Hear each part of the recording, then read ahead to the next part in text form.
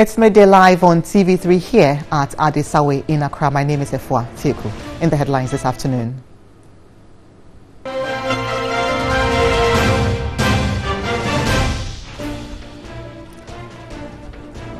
Coalition of unemployed nurses hit the streets of Accra to kick against the newly launched Builders' Call initiated by government.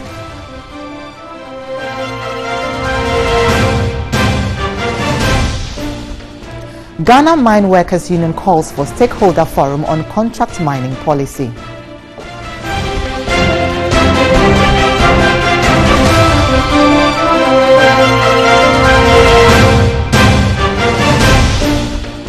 In international news, UK Foreign Secretary Boris Johnson urges President Donald Trump not to abandon Iran nuclear deal.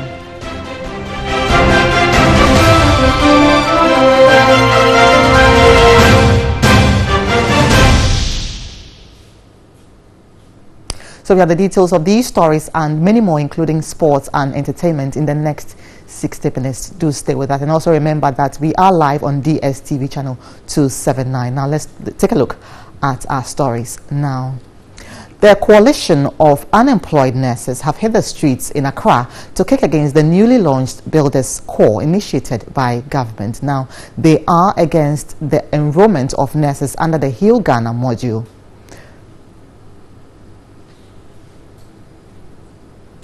So we will bring you that story a bit later, but let's now look at some developments on the housing scene. So the Medina Municipal Assembly has vowed to continue with its demolition exercise until all squatters are evicted from the Medina Redco Flats area. Now, on Sunday, a combined team of policemen and task force evicted over 5,000 from that area. Municipal Coordinating Director Shalejani has promised a mop-up exercise in the coming days. Many of the people affected in Sunday's demolition exercise were seen salvaging a few of their personal belongings. Others were busily reconstructing their makeshift structures, which were reduced to rubble in the exercise. The Redco Flats area was identified as a safe haven for criminal activities including armed robbery and prostitution. It was home to some 5,000 people of different nationalities. Some of them have vowed not to go. Auntie B. Tamaklo, a seller from Keta, who would not relocate, says she slept under a tree. I hail from Keta. I don't have a house in Accra, and so this is where I sleep every day. They destroyed my cows yesterday, so I slept under this tree. The La Inquantanan Medina Municipal Assembly has given notice of a swift response to get all the squatters evicted. The Municipal Coordinating Director, Charles Ashale Jani, told TV3 there will be emergency meeting between the Assembly and the Medina Divisional Police Command to undertake a mopping up exercise. Definitely we expect that, so we had an arrangement with the Medina Police Command to take charge of the area. Aside that, we are also mopping up another strategy to get back to them, and all those unfinished business, we just go and remove them and clear the whole place. What do you mean when you say unfinished business? Some of the sachets are still standing. We realize that when we're doing, some of them arrange their own blocks and they put black polythene rubbers over it, and that's where they were staying. And we thought once it's something that we can just push within 5 minutes or a minute, we decided to spare them. But realized that people are rather using that as an advantage and also using the same strategy. So we are going to make sure that we kick all of them from the place. The Municipal Assembly intends to construct another lorry station and market at the Redco Flats land to ease congestion in the populous Medina Township. Now, residents of Mataheko ECG at Afienya near Tema are lamenting over lack of access route to their homes following the construction of a 96-kilometer railway line along their community. But officials of the construction firm, who would not speak on camera, say an underpass will eventually be constructed for residents as well as drains to deal with potential flooding. The 96-kilometer railway line from Tema to Akonsombo, which is in its early stages, is part of government resolve to improve the rail sector and enhance the transportation needs of the country. The railway line is being designed for 120 km/h trains, which are faster than the current 58 km/h passenger trains in Ghana. Although residents lauded the initiative, they contend contractors Afcon's Construction from India have not created alternative access route to their homes, thus affecting their daily activities, including businesses.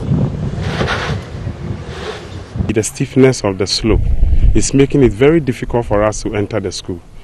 And for that matter, we have to change our entrance. So currently, we are reconstructing another entrance from the other side.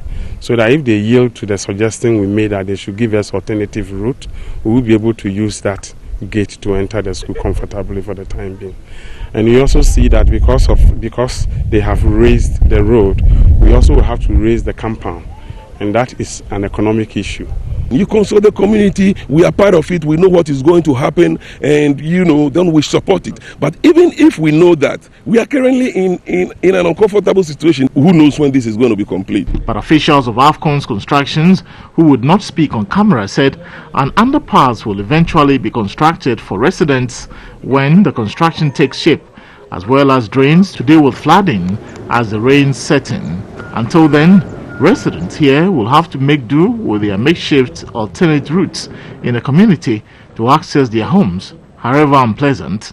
The project, which includes the construction of rail tracks of standard gauge, railway maintenance facilities for locomotive and wagons, the building of stations at specific locations with communications and signal equipment, and capacity building for personnel in all aspects of the railway system, is expected to cost about $388 million. Indian Export and Import Bank is said to be a major financier of the project.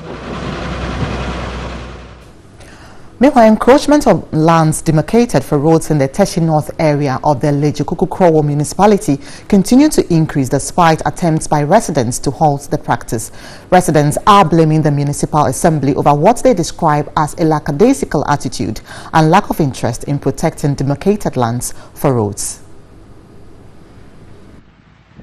Houses in these areas have been constructed in such a way that leaves lanes which serve as roads for easy access to various homes.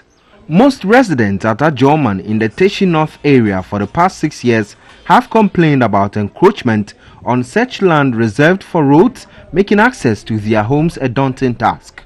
Some residents are either extending their boundaries or erecting illegal structures encroaching on such land. This container, for instance, has blocked part of the road. Drivers say they woke up one morning to see this dry line blocking the road completely. Gravel was also tipped here more than 7 months ago without anyone claiming ownership. Every lane, it goes through from the end to end, but then unfortunately because of the buildings there, ours hasn't been going through since. So anytime, let's say a septic tanker is supposed to come in, it has to use the other way. We don't have access road from here. And then about 8 weeks ago, one big truck got spotted at the other end. And because we don't have access from this side, then everybody at all who was supposed to use this and to their homes had to park on the other street. Cars are supposed to be able to pass here, but because of the buildings, they can't. And then the other road becomes very bad. School children, cars don't come in, and our house is on the other stretch. Our cars can't move into the house. Residents were asked to pay 200 cedis for demolition notice to be posted on encroached structures. Some of the notices have been cleaned by the offenders, while others repainted the walls on which they were written. The concerned residents claimed Lekma authorities, since writing on these walls 2 years ago, have not taken any action. They just promise us that they are going to do what they are supposed to do. They will bring their tax people to demolish whatever, but then we don't hear from them. The residents want city authorities to act now. I wouldn't like the place to be demolished in the sense that we are neighbors. But when they came to measure the place, I noticed the entire building is in the road. Then in front of the house, there's a space there that we can detour through. So if that container could be cleared there, I'll appreciate it so that we can be using that place. But if they fail, then I think the whole place should go down. Whoever is affected should be affected. Now, moves by the private sector to improve provision of off-grid solar systems in hinterland communities nationwide have been commended by the Netherlands Development Organization SNV. The organization believes the intervention by the private sector would make up for the country's power deficit. A team from SNV were in some remote communities in the Ashanti to assess where some installations have begun. Electricity is one of the social amenities that sustains human survival, but this is not enjoyed by most communities. According to the International Energy Agency, more than 600 million people in Africa have no access to electricity. In Ghana, the situation is no different. The Central Front Plains and Amansia Central districts in the Ashanti region have most of the hinterland communities not easily accessible. Roads are in bad shape, and this compounds the plight of the rural folk.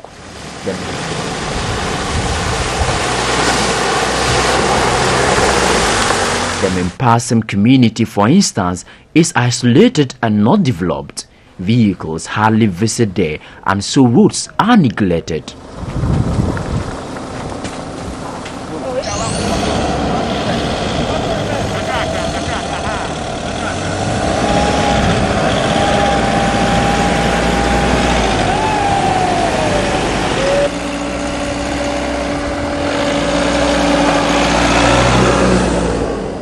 Childbirth is on the rise in the communities because there is no source of entertainment for the married. The deployment of off-grid solar systems to hinterland communities by Black Star Energy is intended to mitigate the hardship endured by rural folk. Pupils can now learn at night, and women are also able to do business. Before the lights were brought, they were not selling as much as now that she has electricity. Parents say childbirth is now a choice. Initially, when there was no light, we get to bed early. Because of that, we produce children many. Because there was nothing you can watch in the night. But now, because of the light, we don't go to bed early. A team champion in the energy component of the Voice for Change program by the Netherlands Development Organization were in off-grid solar deployed areas in the Ashanti region to gather evidence to inform advocacy. Senior energy advisor at SNV, Dramani Bukari, called for effective collaboration with government to extend the power supply. My discussions with them indicated that the payback for these systems are about 5 years, and I think that that's not very bad at all. And so if we can study these models, I get that in the future, these models could be replicated in other areas in order that we can accelerate the speed of electrification to off-grid communities. Power suppliers are confident in doing more to brighten more hard-to-reach communities. Importing goods into the country has been difficult, with tariff regulations being unclear, especially with the importation of PV systems. More will be required to expand the supply of electricity in the country. You're watching Midday Live on TV3. Let's still look at some more stories. And the coalition of unemployed nurses have hit the streets of Accra to kick against the newly launched Builders Corps initiated by government. They are against the enrollment of nurses onto the Heal Ghana module. Now, they are saying that the Nation Builders Corps, known as NABCO, the NABCO was launched by President Akufo-Addo on May Day in Kumasi. The initiative is expected to provide over 100,000 jobs across the country. As part of its initial process, government has suggested the inclusion of over 10,000 nurses in the scheme. However, this development hasn't gone down well with the coalition of unemployed nurses, as they deem the scheme is not sustainable. They fear once they are enrolled onto the program, the Ministry of Health will relent on its efforts to get them financial clearance to enable them become permanent staff of the ministry.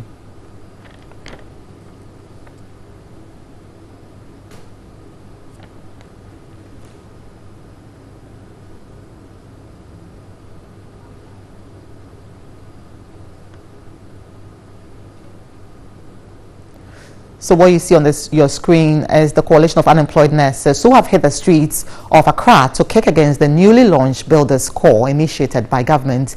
They are against the enrollment of nurses onto the Heal Ghana module.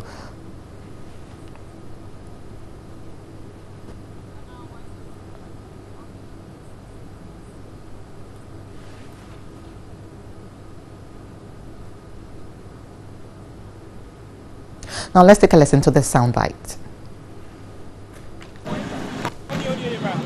We are kicking against Heal Ghana, which is a model under the Nation Builders Corps, which is focused on employing private, public trained nurses, allied health professionals, physician assistants, and medical laboratory. All these groups come together to state that the terms and conditions of Heal Ghana are not being favorable. In the first place, the scope of employment and the terms and conditions is unconstitutional, with reference to Article 24, Clause 1, which states that every person have the right to work under safety and healthy conditions and to be paid equal salary for equal work done without any distinction.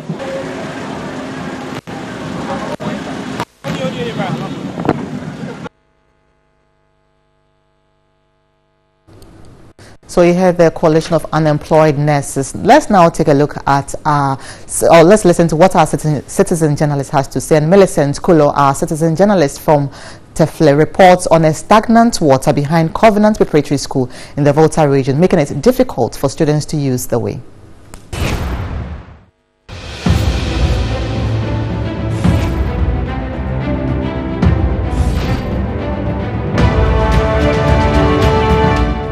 My name is Kuma Millicent, reporting from Tefle, in the Volta region of Ghana. This is one of the best schools in the district and the region as well, Covenant Preparatory School. This is the path that leads to the school.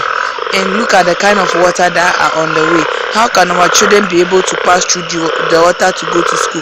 The frogs are making noise in the water. And how would the children concentrate in the classrooms and in their dormitories when these kind of animals make noise? And we are appealing to the government to come to our aid.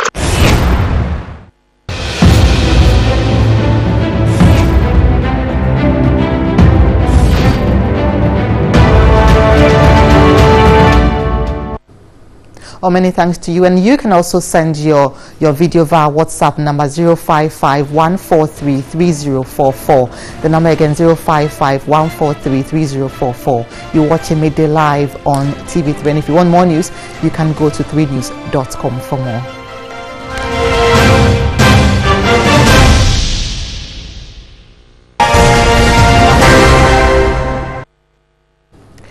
You're welcome to Midday Live on TV3 in business this afternoon. The Ghana Mine Workers Union is calling for a stakeholder forum on the contract mining policy to chart a roadmap for the sector. Now, according to the union, the contract mining module would jeopardize the future of Ghanaian mine workers.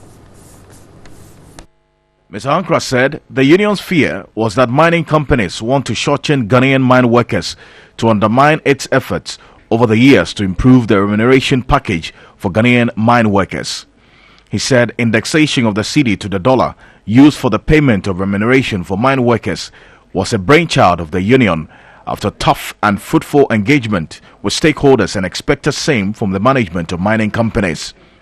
Ms. Ankra said the union had at various forums raised concerns about the precarious work environment being forced on the Ghanaian mine worker, and it appeared government was not appreciating the dangers of contract mining and the effect it would have on the pay-as-you-earn payee, which was a major source of revenue generation for the country. Mensa Kwako Jakari, the national chairman of the union, described the current appetite for contract mining by some mining companies as an attack on labor and the improved conditions of service for Ghanaian mine workers. Mr. Jakari said due to the good package negotiated in the collective agreements by the Ghana Mine Workers Union for members, some employers had decided to engage in work modules like contract mining that would undermine the collective agreements. He said the leadership will engage in constructive dialogue with all social partners to do the right thing to save the country. Now, commercial farming of quails are increasing by the day as investment and maintenance is less compared to other birds. Tucked somewhere in Elmina is a young farmer who has been in the quail business for the past 5 years, and he says business is booming. Ajwa Adubia has come through with this report. Quails are small birds, also called bob-white. It is becoming popular and accepted by many Ghanaians for its tasty meat, medicinal and nutritious value. Desmond Dapa started poultry farming when he was a child, a business he learned from his father. About 5 years ago, he was compelled to venture into quail farming after reading about its health benefits. Desmond makes about 3,000 cedis a month from the sale of live birds and eggs from his farm. When I started with 50, because people don't know this bird, starting to market is very difficult. People have to understand. With the egg, at least, if the market, I earn 200 Ghana cedis. He says the business is the main source of livelihood for his entire family. Philip York is one of his major customers. We sell it 10 cedis. We want people to enjoy the quail meat and everything, and the nutritious aspect of the quail. When you take quail, you're safe, it's organic. Looking at the low investment in its commercial production, government could tap into its potential in creating jobs for unemployed youth. You're watching Midday Live on TV3. Let's now go back to the issue of the mine workers. Now joining us on the telephone is Prince William Ankra, who is the General Secretary of the Mine Workers Union. Hello, Mr. Ankra. Good afternoon. Thank you for speaking to us. So why are you saying that government is unresponsive to your issues about the contract mining policy? Well, virtually any serial mining country will want to ensure that mining receipts benefit the nation in entirety, and for that matter, the idea of allowing local infiltration to mining is not disputable. What we're saying that a mining contract policy should not happen overnight.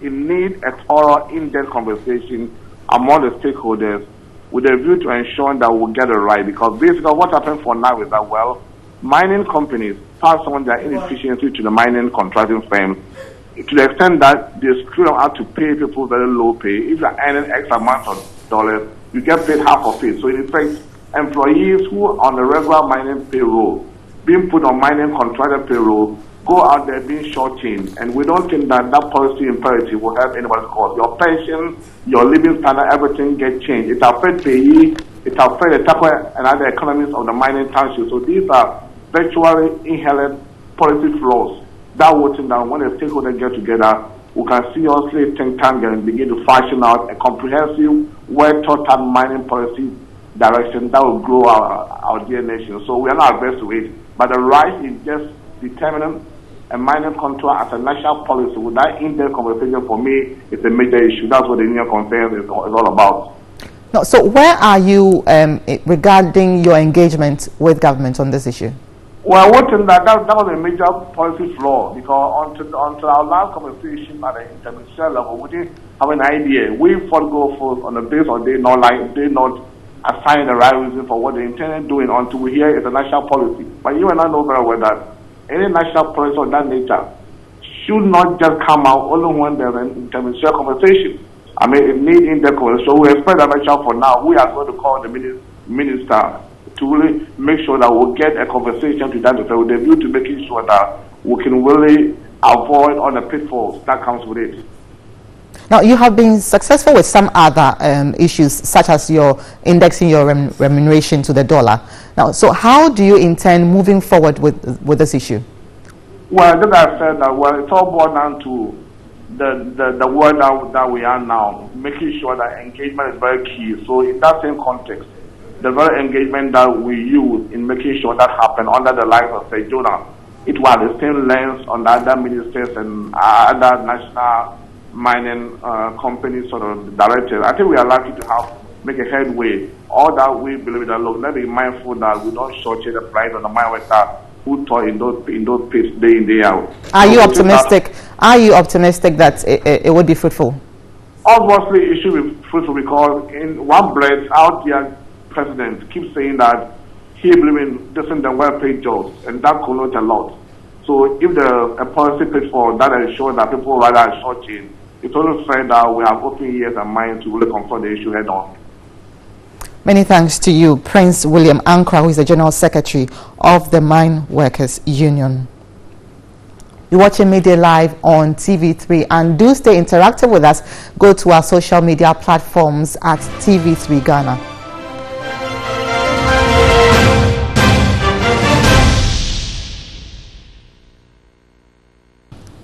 You're welcome back to the news. And a physically challenged fellow of the U.S.-sponsored program Young Africa Leaders Initiative, Rita Kreba, has accused Africa World Airlines of discrimination. Rita, who uses crutches, alleged officials of Africa World Airlines prevented her from boarding their aircraft to Kumasi due to her disability on May 5, 2018. Rita was quoted as saying they took my passport first and told me that I should wait for them and that I will be leaving at 7. So when it was 7 and I'm supposed to check in, I was told to stand aside and that I can't send my crutches inside the plane, unquote. So we have in the studio Rita Kreba. Rita, so we have two of them in the studio, Rita Kreba and also her aide Henry Osabute. Right. Thank you so much for joining us in the studio. Rita, tell us about what happened on that day. On Saturday, 5th of May, I was from Gimpa for the Young African Leaders Initiative, and I had a meeting in Kumasi, which is scheduled at 10 o'clock in the morning.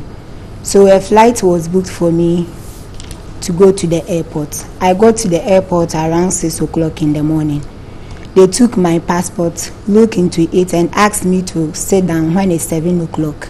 Whilst I was there, some colleagues of mine from the program who were going to Kumasi also came. When it was time for me to board the plane, I was told I can't send my crutches in. I said, I'm a person with disability. I use crutches to walk. Why won't you allow me to send my crutches in? They said no, it's against their company's policy to send crutches. And who was saying this to you? Those are the checkpoints, a lady and a guy.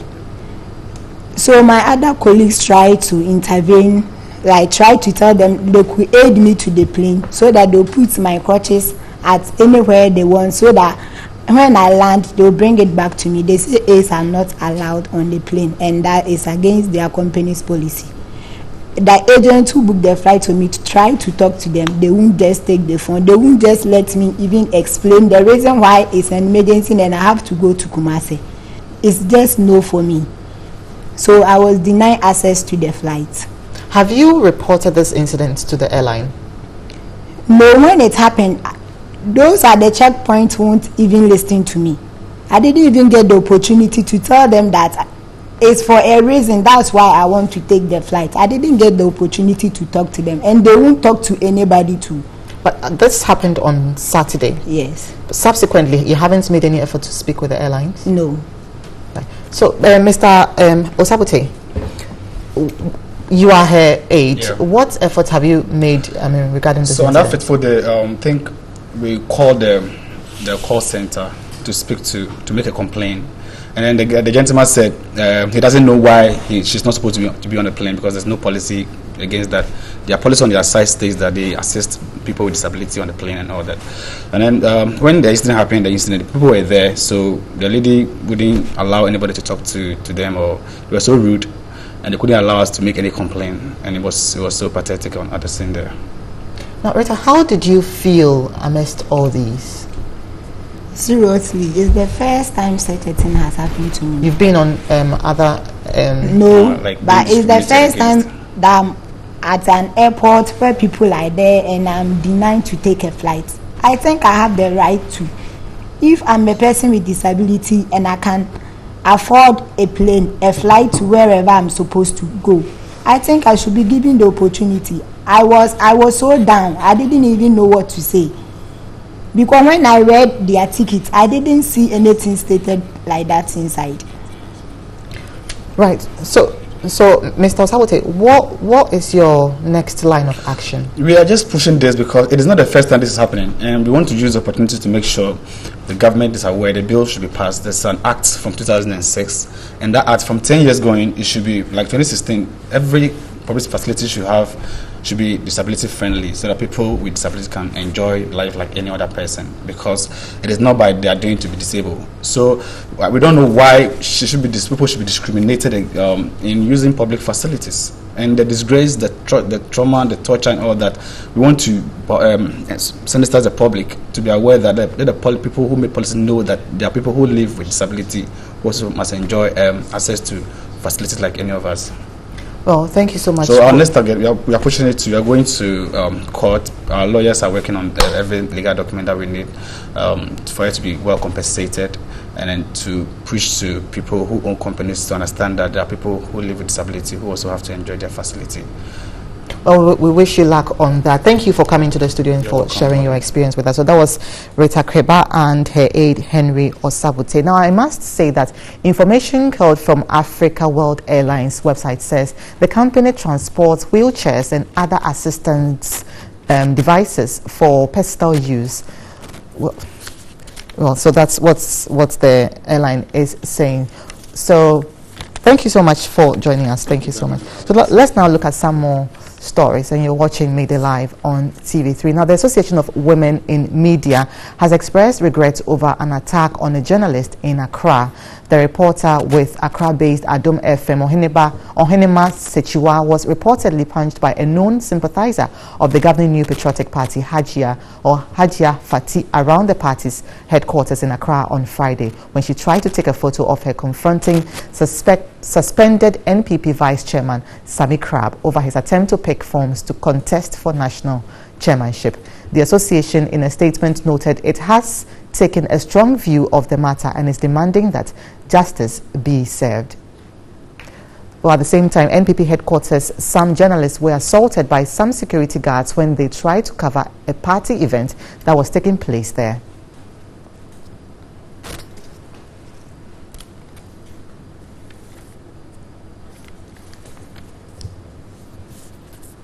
Now let's go to the Ashanti region, where the regional office of the electricity company has embarked on an operation to identify individuals and institutions which are illegally connected to the national grid. This is one of the strategies to help company recoup money lost to illegal connection in the region. A task force comprising officials of the ECG and the police undertook the exercise. The team swooped on Kumasi-based TV station Adishia TV, where it discovered the station had conducted meter bypassing. The station owed the ECG 49,000 cedis. The Kumasi West Area Customer Service Manager Christiana Jato Kalio appealed to members of the public to provide the company with information on illegal connections in their neighborhood in order to help address the company's revenue losses. She warned those who are engaged in illegal network extensions to their site without approval from ECG. Even though we disconnected our meter, they found another way of getting power illegally through the ceiling. Engaging in illegal connection does not help anybody. At the end of the day, everybody in Ghana suffers. She said the exercise would be sustained till the company retrieves all its debt.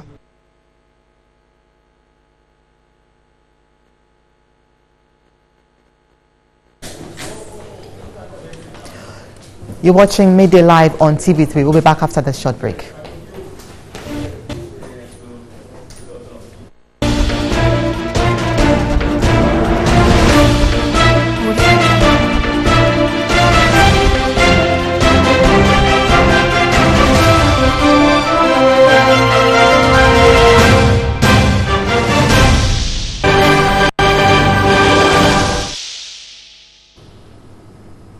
Welcome back to the Midday News. And UK Foreign Secretary Boris Johnson has urged President Donald Trump not to abandon the Iran nuclear deal. He says it would be a mistake.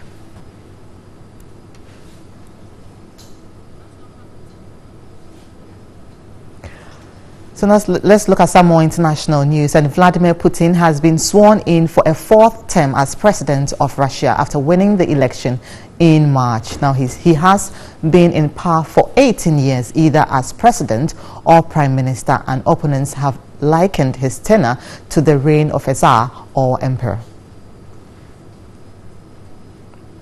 Coming up shortly is entertainment news. Now, Nollywood actress and producer Omoni Oboli has disclosed that she can never kiss an actor on set if he has mouth odor. Omoni said she would rather offer the actor meant not to be disrespectful. According to the actress, she will first tell the director that she cannot kiss him, adding, "Before we begin, I always would like to find out if the actor's breath is fresh." The actress revealed if the actor is someone she's comfortable with, like Ramsey or Desmond Elliott, she would give them mint and tell them, "Young man, let's help ourselves."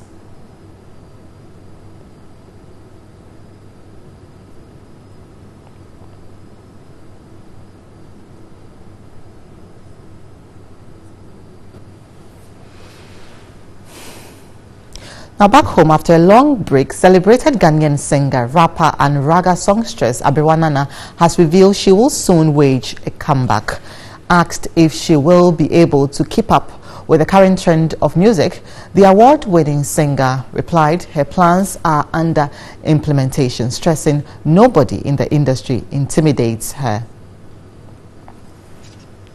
So we'll bring you the story pretty shortly, but stay interactive with us. We want to hear from you. Go to our Twitter, Facebook and Instagram pages at TV3 Ghana. We want to hear your views and comments on the stories and more. And you can also go to 3news.com if you want more news.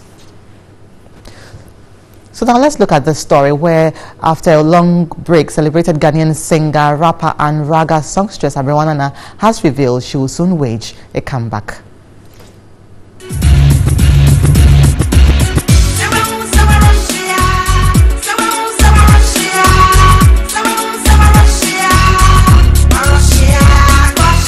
Working in a male-dominated industry, singer Aberwanana stepped up her game, rising to prominence in the early 2000s.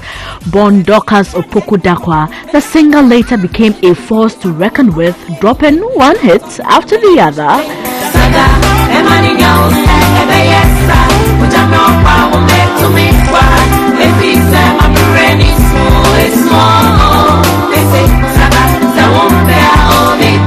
This tune might ring a bell.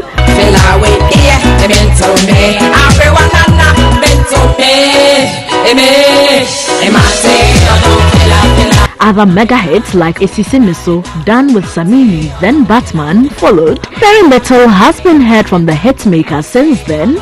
Well, you better reconsider your thoughts if you felt the singer has given up on music. It's been a lot of years. It's been a while since the industry heard from me, and I'm doing well and I'm doing great. Aberwanana, who is planning a comeback, says she's been composing and recording all the while. I've been doing my own personal stuff. I traveled out of town. I've been writing still. I've been recording still.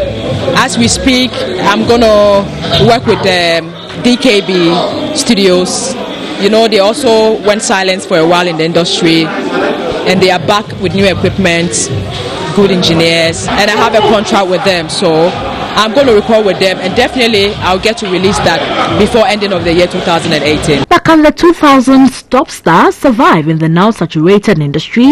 Looking at the new trend of music that we are seeing, can you keep up? Yeah, why not? I mean, there's nothing new. To me, the industry is still growing, and nothing is new.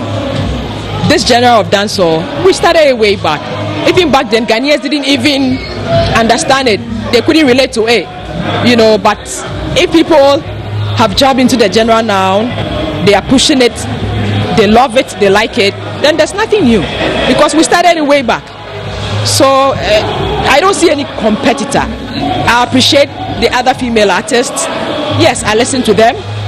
I've got my favorites, but nothing scares me. Nobody intimidates me, if I should say it that way. Yeah. Yes, Aberwanana is all geared up for another great episode. Likewise, fans are expectant. I can't wait to come back, because trust me, talking about the female artists, we don't have a lot of them. It's just a few of them, you know. So yes, I'll be happy to be back in a full swing. Before that, quick freestyle before. Can me say enough man I worry about me later. Anytime we me pick up selector, but me tell them say it's so vital. Or me thinking right and rhyme up. Well, I be one and I tell them already right pan the dailies, chat pan the mic, them a shock out or release me no lie. Oh, she definitely still has it. Now let's look at some more stories. An acclaimed disc jockey DJ Viroski has been crowned 2017 Best DJ of the Year at the Ghana DJ Awards. And that will be it for Midday Live on TV3. Thank you so much for staying with us. My name is Efua Tieku. Now, for more news, you can go to 3news.com. Enjoy the rest of our programs.